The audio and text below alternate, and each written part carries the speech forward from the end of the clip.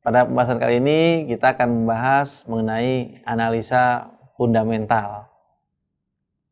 Pokok bahasan pada pertemuan kali ini ya, yaitu pertama adalah konsep dasar analisa fundamental.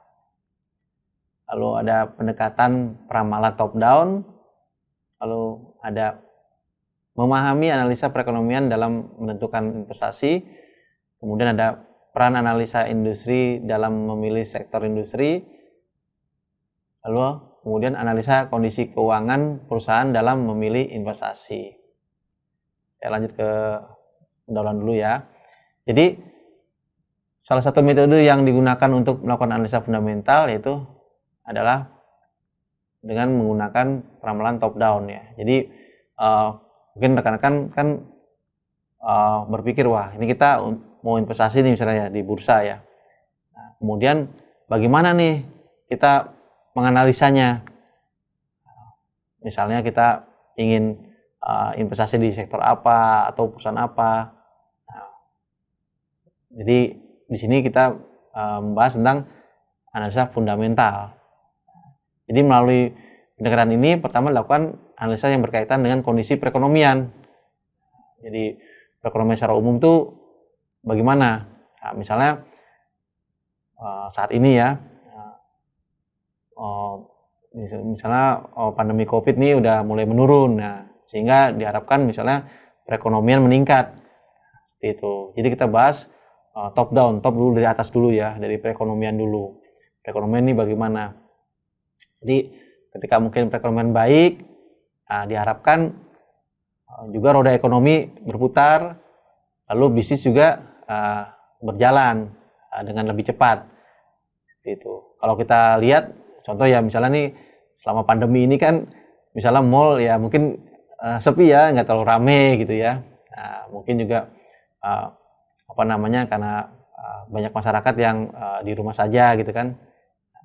Jadi mungkin nanti setelah pandemi reda ya sudah selesai mungkin, sehingga masyarakat mulai aktif kembali ya, mungkin di mall belanja mulai rame, kemudian juga mungkin tempat-tempat bisnis lain udah mulai juga rame seperti itu, sehingga ekonomi meningkat. Itu kira-kira ya gambaran untuk analisa top down ya. Pertama adalah analisa perekonomian. Nah kemudian ada analisa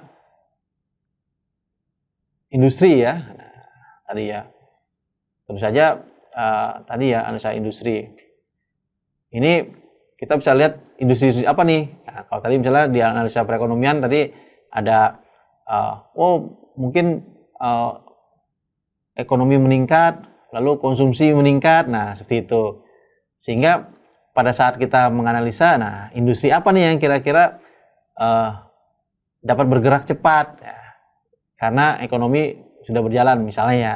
Contoh misalnya karena Indonesia ini penduduknya banyak ya misalnya ya, contohnya penduduknya banyak, maka ketika ekonomi mulai meningkat maka konsumsi juga meningkat. Nah seperti itu, jadi barang-barang konsumsi juga akan semakin dibutuhkan.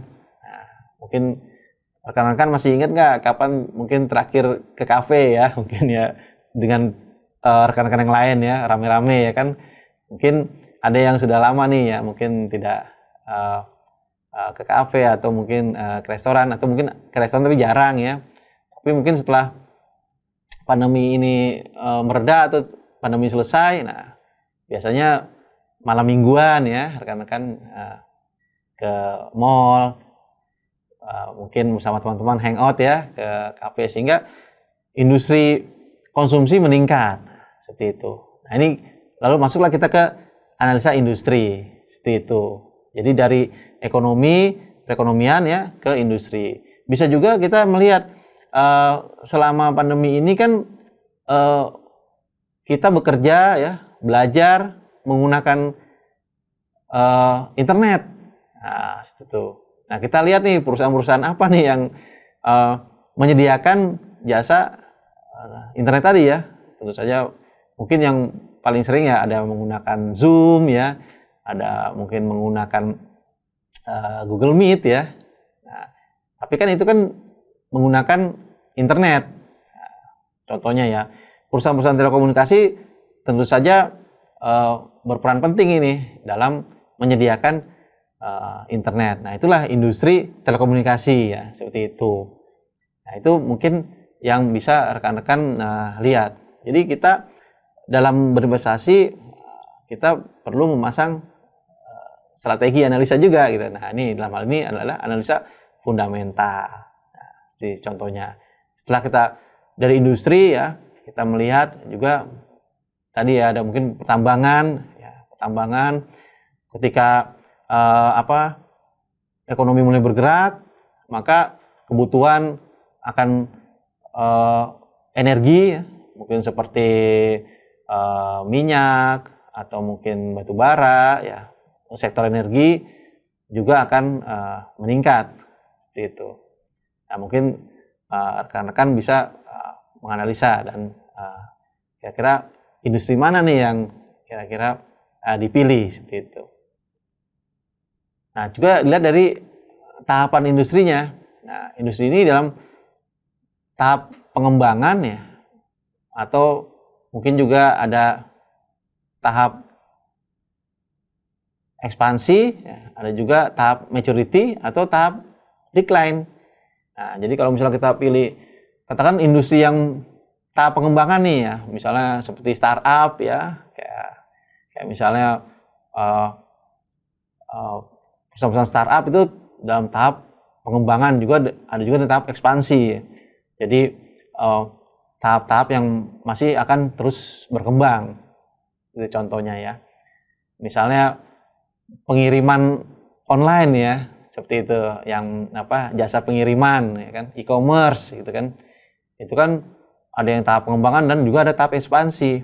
Mungkin kalau kita dulu ya, mungkin sebelum pandemi jarang kita melihat ada pengiriman yang online itu ya. Nah, tapi sekarang wah, sering saya lihat di jalanan tuh ya, lihat ada sesuai bajunya, ada yang warna hijau, ada yang warna merah, ada yang warna orange ya, itu contohnya ya, contoh pengiriman itu tahap ekspansi yang akan berkembang. Jadi kita juga perlu memperhatikan tahapan-tahapannya. Ada juga yang tahap mature ya, udah mature ya. Contohnya kayak misalnya industri consumer goods ya, di Indonesia kebanyakan kan sudah mature, sudah perusahaan-perusahaan ini memang sudah mature ya. Sudah lama, perusahaannya sudah lama, produknya juga semua orang sudah tahu ya. Ya, sudah terkenal lah ya, seperti tadi ya. Ini tahapnya mature. Nah, itu yang kita hindari tentu saja tahap penurunan ya, industri yang sudah decline ya. Ini ya kalau bisa kita hindari ya, yang decline. Kita kan bisa lihat kalau misalnya contohnya nih, misalnya kalau industri yang sudah decline, misalnya radio kaset ya, mungkin teman-teman mungkin sudah jarang melihat radio kaset ya, contohnya ya, yang sudah decline. Nah, lalu setelah dari kita bahas dari segi ekonomi, lalu industrinya juga sudah kita tentukan, kita pilih. Nah, kemudian kita lanjut ke analisa perusahaannya. Nah, perusahaannya apa nih? Karena dalam satu industri itu ada banyak perusahaan. Nah, kenapa kita mesti juga menganalisa perusahaan? Karena tidak semua perusahaan dalam industri itu ya mungkin tidak bisa kita pilih semua. Kita tentu saja harus memilih yang mungkin yang terbaik di antara yang ada di industri itu. Gitu. Tentu saja juga memperhatikan dengan dana kita yang mungkin yang terbatas. Jadi misalnya dalam satu industri ada 10 perusahaan ya kan, kita tidak bisa beli semuanya, nanti uangnya mungkin tidak cukup ya. Nah, kita fokus ke beberapa perusahaan ya yang mungkin kita akan investasikan. Dari mana kita bahas analisanya? Yaitu mungkin dari laporan keuangannya. Ya. Misalnya contohnya dari lihat rasio likuiditasnya bagaimana, rasio solvabilitas. Rasio solvabilitas itu rasio hutang ya, misalnya debt to equity ratio ya. Nah, jadi utang dibandingkan dengan modalnya ya. Lalu ada rasio probabilitas, seberapa besar rasio keuntungannya ya, misalnya ROE ya, return on equity ya, atau juga ROA, return on asset. Lalu ada juga rasio aktivitas, ada juga rasio penilaian pasar. Ya mungkin kalau di antara rekan-rekan, wah ini saya bukan orang keuangan nih misalnya. Nah, bisa juga dengan melihat laporan tahunan ya, annual report yang dikeluarkan oleh perusahaan itu sudah ada rasio-rasionya biasanya diberikan ya. Dan ini bisa dilihat di website Bursa Efek Indonesia. Ya, bisa di-download ya, laporan tahunan dari perusahaan-perusahaan yang tercatat di bursa. Di situ ada tuh rasio-rasionya memang sudah tertulis ya, seperti itu. Bisa dilihat. Lalu juga ada mungkin laporan-laporan keuangan ya, mungkin yang secara ringkas yang ada di koran itu ya. Yang di koran bisa kita lihat. Nah, mungkin yang kita bisa perhatikan mungkin dari labanya ya. Kan ada laporannya, mungkin labanya naik atau tidak kan bisa terlihat ya. Dari penjualannya seperti itu. Ada laporan keuangan yang ada di koran ya, mungkin yang lebih ringkas ya. Nah, ini rasio-rasio yang mungkin tadi ya, mungkin sebagai kita lihat yang lebih concern mungkin ya dari segi rasio probabilitas ya. Rasio profitabilitas ini ya penting ya, karena laba perusahaan yang meningkat kan ya berarti harapan dividen juga meningkat seperti itu. Nah, contohnya tadi ya ada ROA ya, return on asset, dan juga ada ROE, return on equity ya. Jadi mungkin rekan-rekan bisa melihat mana perusahaan-perusahaan yang ROE-nya tinggi ya, return on equity ya, tinggi. Nah, itu mungkin menjadi pertimbangan ya untuk analisa perusahaan. Jadi dibandingkan itu mana perusahaan-perusahaan itu mana yang mungkin ROE-nya juga bagus ya, seperti itu. Ada juga rasio penilaian pasar tadi ya, PER ya, price earning ratio, dan PBV, price to book value. Nah, ini juga penting ya, karena PER ini dia perbandingan ya, jadi perbandingan antara harga saham di bursa dengan labanya. Jadi perbandingan antara harga dengan laba seperti itu ya. Jadi tentu saja ya, semakin kecil nilai PER maka akan semakin menarik untuk berinvestasi di saham tersebut ya. Jadi nilai PER itu perbandingan ya. Jadi kalau misalnya harganya dibandingkan dengan labanya ya, jadi kalau nilai PER itu semakin kecil ya semakin menarik ya.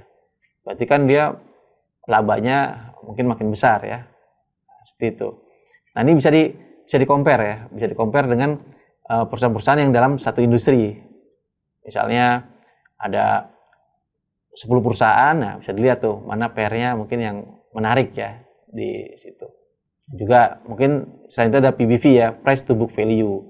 Nah, book value itu dari laporan keuangannya ya, seperti itu ya.